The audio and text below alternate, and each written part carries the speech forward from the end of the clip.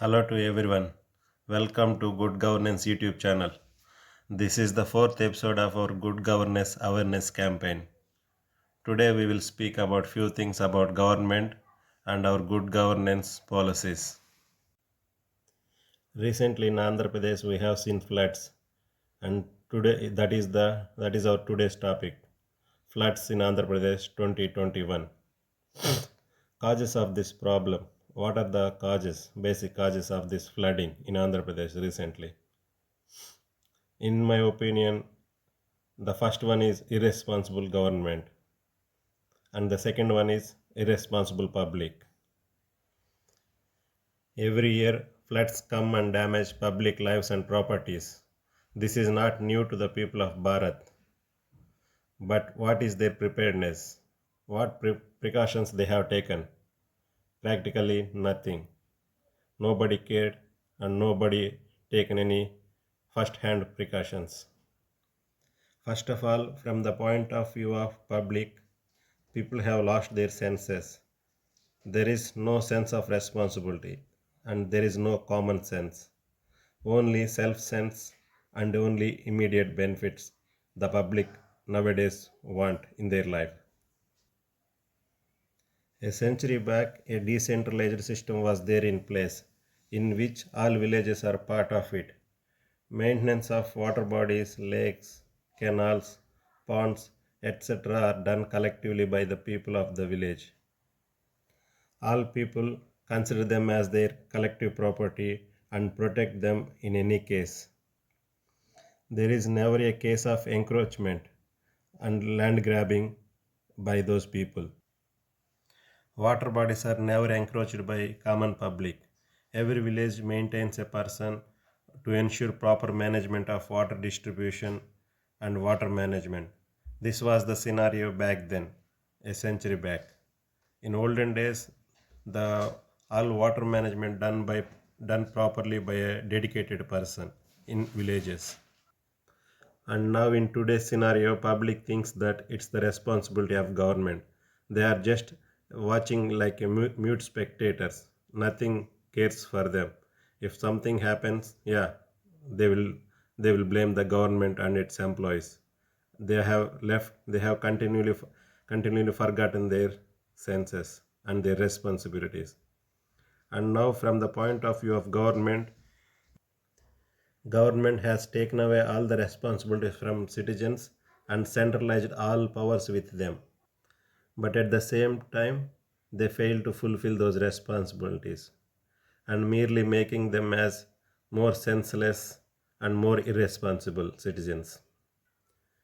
Before the rainy season, the governments must clean, desilt, and enlarge the water bodies and water distribution systems. They should keep all the water bodies free from all encroachments and cloggings. But miserably, the governments are competing with the greedy people in encroaching those water bodies and natural resources. Blindly, government itself distributing those lands to the public and the poor people and putting their lives and properties in danger. What we can expect from such kind of governments? What are the possible solutions for this problem to prevent flooding and possible clogging of ponds and lakes? From public point of view, public must stop encroaching the water. Public must stop grabbing of any ponds, lakes, and around those areas.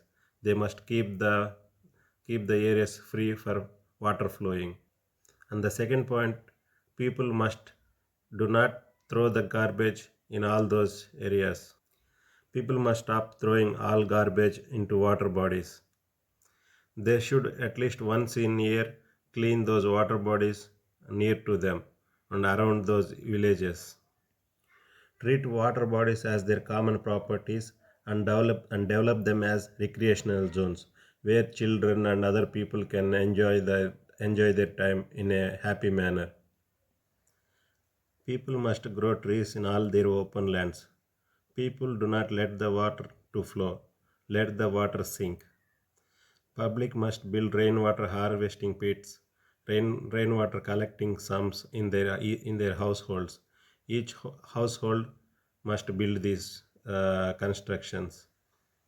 Again, the motto is do not let the water flow, let the water sink. At least these are the few things public can do from their point of view. And now from the point of government, what they can do.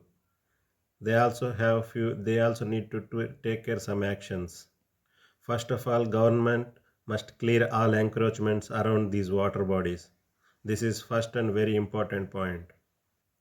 And second point, clean all the water bodies in a timely manner.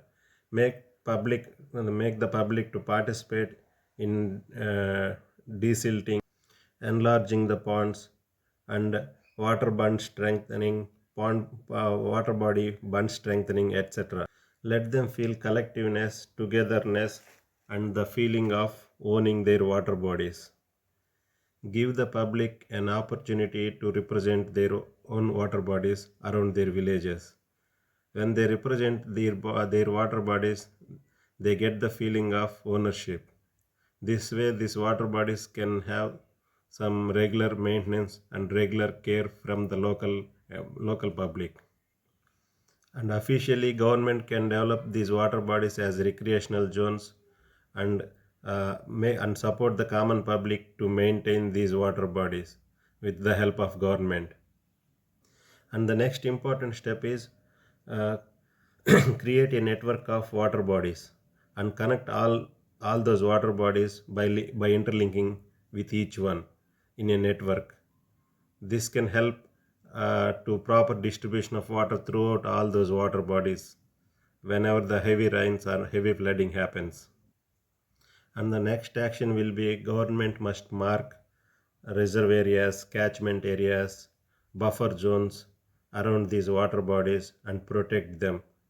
Plant trees, develop forests, and increase the water holding capacity of soil. Minimum these actions can be done by the government. At least with all these actions, we can save the public life and the lives of our fellow living beings. With all our togetherness and collectiveness, we can protect all living beings around us.